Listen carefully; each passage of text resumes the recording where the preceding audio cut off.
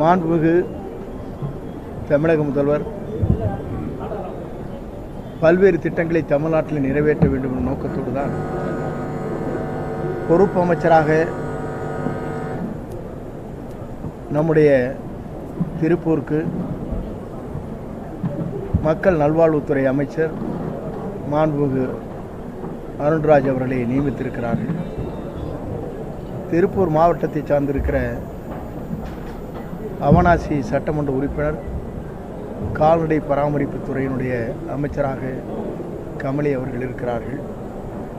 அதேபோல் திருப்பூர் தெற்கிலே பாலமுருகன், வடக்கிலே சத்யபாமா அவர்கள், பல்லடம் ராம்குமார் அவர்கள், அதேபோல் காங்கேயத்திலே NSN அவர்கள், நம்முடைய ஆற்றல்மிக்க மாவட்ட துணை ஆட்சியர், சிறந்த காவல்துறை கண்காணிப்பாளர் மற்றும் அனைத்து அலுவலர்களும், வருவாய்த்துறை அதிகாரிகள் போன்றவர்கள் இந்த ஆய்வுக் கூட்டத்திலே கலந்து கொண்டார்கள். என்னென்ன பணிகளை விரைந்து நாம் நடத்த வேண்டும் என்பதற்காக இந்த ஆய்வுப் பணிகள் இன்றைக்கு மேற்கொள்ளப்பட்டிருக்கிறது. நேற்றைய தினமே இந்த ஆய்வுக் கூட்டங்கள் நடைபெற வேண்டும் என்ற நோக்கத்தோடு தான் நேற்று காலை அதை வைத்திருந்தோம். பல்வேறு பணிகள் இதற்கு முன்னாலே ஒரு 15 நாட்களுக்கு முன்னாலே நம்முடைய கர்நாடக மாநிலத்தில் ஒரு நிகழ்ச்சியிலே கலந்து கொள்ள வேண்டும் என்ற நோக்கத்தோடு தான் பொறுப்பு அமைச்சர் அந்த நிகழ்ச்சியிலே கலந்துவிட்டு நேற்று மாலை தான் இங்கே வந்தார்கள். காலையில் இந்த பணிகள் நடைபெற்று, குறிப்பாக இந்த பணிகளை பொறுத்தவரையிலும் இனி இதுபோன்ற நிகழ்வுகள் ஏற்படாது என்பதையும் நாங்கள் இருவர் சார்பாகவும் 3 பேருடைய சார்பாக நாங்கள் தெரிவித்துக் கொள்கிறோம்.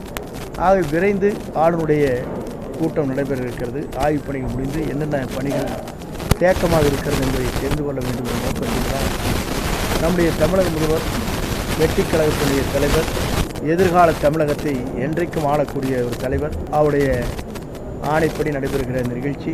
திருப்பூரிலே பல்வேறு பணிகள் திருப்பூரில் இருக்கிற சாயப்பட்டறையுடைய நிலைகள், திருப்பூரில் தேங்கி இருக்கிற குப்பை, அதேபோல் மக்களுக்கு சரியான முறையில் குடிநீர், இது போன்ற பல்வேறு பணிகளை ஆய்வு செய்திருக்கிறோம். இந்த ஆய்வு செய்வதன் மூலமாக எதை விரைந்து செய்வது, எதற்கான நிதிகளை பெற்றுத்தர வேண்டும் என்பதை ஆய்ந்து அந்த பணிகளை நாங்கள் மேற்கொள்ள இருக்கிறோம் என்பதை மகிழ்ச்சியோடு நான் தெரிவித்துக் கொள்கிறேன்.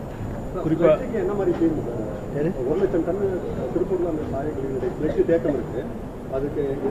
அதை பொறுத்தவரையிலும் சென்னையிலிருந்து ஒரு நிறுவனம் இங்கே வருகின்றிருக்கிறார்கள்.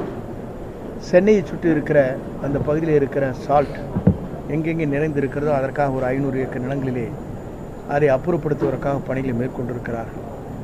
அந்த குழுவோடு சேர்ந்து இங்கே இருக்கிற சாயப்பட்டறை சங்கத்தின் தலைவர்கள் ஒருங்கிணைந்து எப்படி அந்த பணிகளை மேற்கொள்ளலாம் என்பதை நேற்றைய மாலையும் இன்றைய காலையும் அந்த பணிகள் ஆய்வுப் பணிகள் மேற்கொண்டு வருகிறார்கள். அந்த ஆய்வுப் பணிகளை வைத்துக்கொண்டு விரைந்து அந்த பணிகளை மேற்கொள்வதற்கு, விரைந்து இது போன்ற நிகழ்விலிருந்து திருப்பூரிலே இங்கே இருக்கின்ற அனைத்து நிலைகளிலும் நின்று அந்த பணிகளை ஆற்றுவதற்கு உரிய நடவடிக்கை மேற்கொண்டு வருகிறோம்.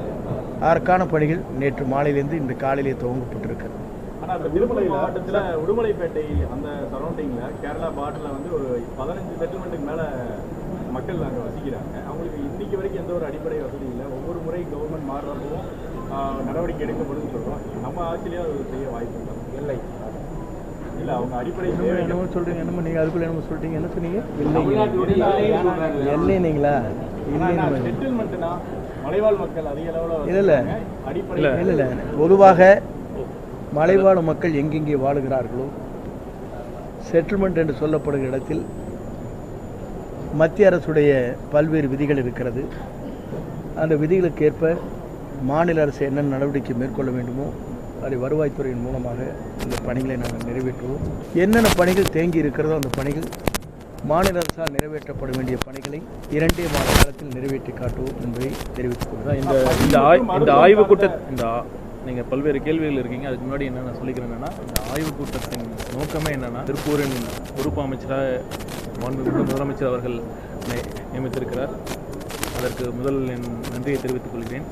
இந்த ஆய்வுக் கூட்டத்தின் நோக்கம் என்னென்னா, ஒரு மாவட்டம் இருந்தால் பல்வேறு டிபார்ட்மெண்ட்ஸ் இருக்கும், பல்வேறு துறை சார்ந்த அதிகாரிகள் அனைவரும் வந்திருந்தாங்க. முதல்ல நம்ம அரசு, இந்த முதலமைச்சர் அவர்களின் திட்டம் என்ன, அவர்களின் நோக்கம் என்ன, அரசு துறையிடமிருந்து எந்த மாதிரி செயல்பாடுகளை எதிர்பார்க்குறாங்க, அந்த விஷனை கம்யூனிகேட் பண்ணுறது தான் முதல்ல ஒரு நோக்கமாக இருந்தது.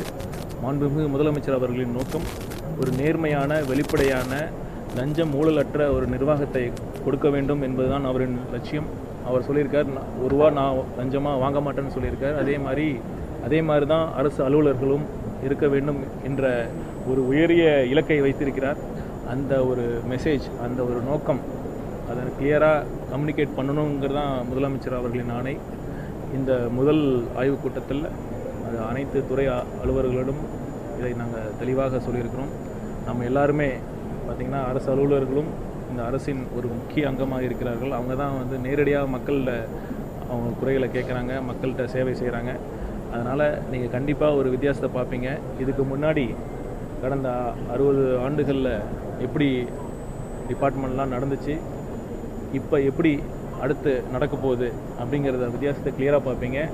நீங்கள் இந்த மாதிரி செட்டில்மெண்ட்டில் ஒரு விஷயம் இருக்குன்னு சொன்னீங்க, அடிப்படை வசதி இல்லைன்னு சொல்லியிருக்கீங்க, மருத்துவம் சார்ந்த விஷயம் சொல்லியிருக்கீங்க, குடிநீர் சார்ந்த விஷயம் நிறையா சொல்லியிருக்கீங்க. கண்டிப்பாக அதெல்லாம் இந்த கடந்த ஆட்சியில் தேங்கி கிடந்த பணிகள் கண்டிப்பாக ஒவ்வொன்றாக சரி செய்து எந்தெந்த விஷயத்தெல்லாம் எதை முதல் செய்யணும், எதை அடுத்து செய்யணும் அப்படிங்கிற ஒரு முடிவு மாவட்ட ஆட்சியர், மாவட்ட காவல்துறை கண்காணிப்பாளர் அனைவரிடம், அனைத்து துறை அதிகாரிகளிடம் பேசி உரிய முயற்சிகளை நாம் கண்டிப்பாக எடுப்போம். ஏன்னா எங்களோட நோக்கம் தெளிவாக இருக்குது, எங்கள் இன்டென்ஷன்ஸ் ரொம்ப கிளியராக இருக்குது. மக்களுக்காக மட்டும்தான் உழைக்கணுங்கிறத இன்டென்ஷன்ஸ் இருக்குது.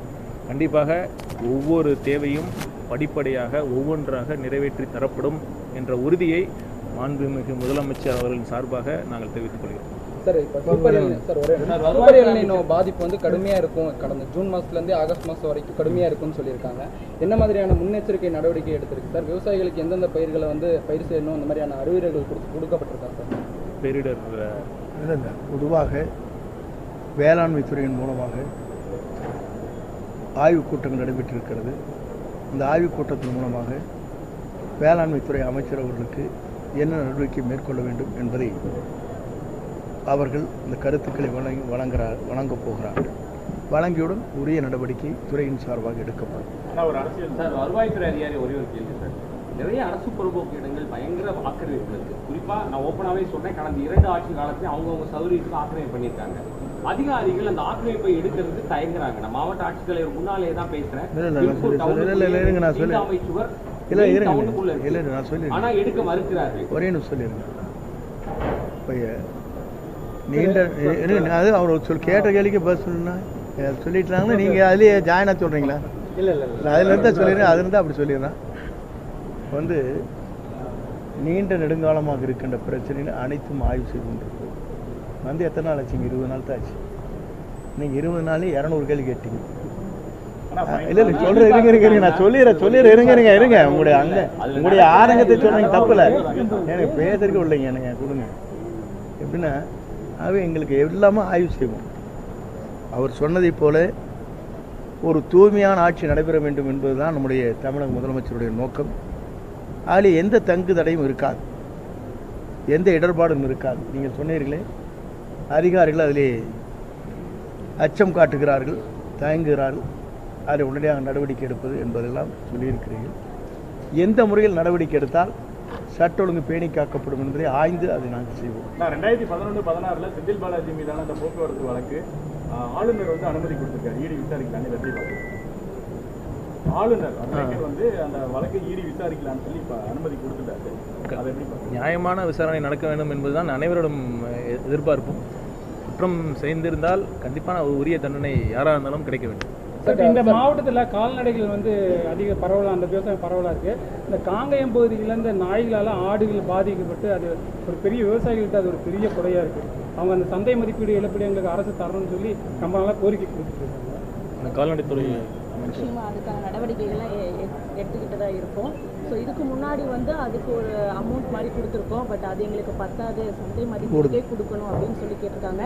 நிச்சயமாக நியாயமான கோரிக்கைக்கு ஒரு சரியான தீர்ப்பை கொடுப்போம். சார், மருத்துவ ஊழியர்களுக்கு வந்து கடந்த 2 மாசமா வந்து திருநங்கைகளை கட்டுப்படுத்துறதுக்கு அந்த பகுதிகளில் ஏதாவது நடவடிக்கை எடுக்கப்படும்?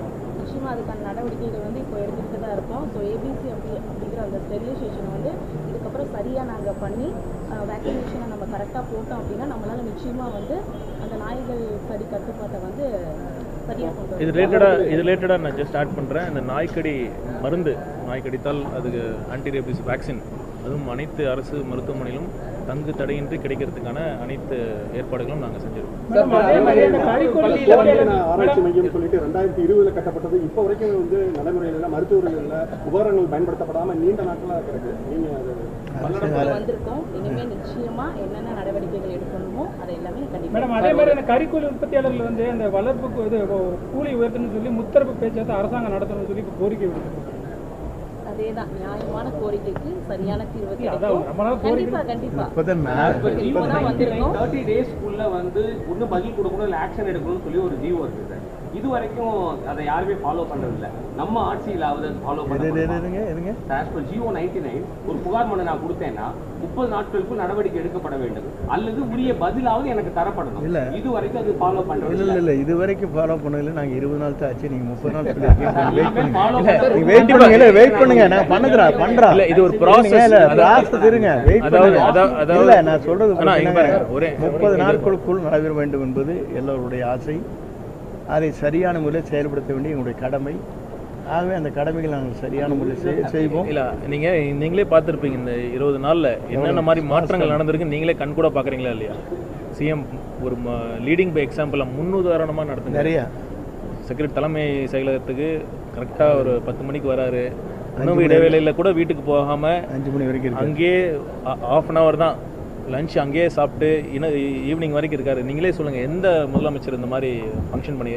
அதனால இங்க பாருங்க, அதனால இந்த 20 நாள்ல அது மட்டும் இல்லை, எத்தனை துறைகளில் இந்த லஞ்சம் ஊழல் ஒழிக்கப்பட்டிருக்குன்னு நீங்களே பார்த்துருப்பீங்க.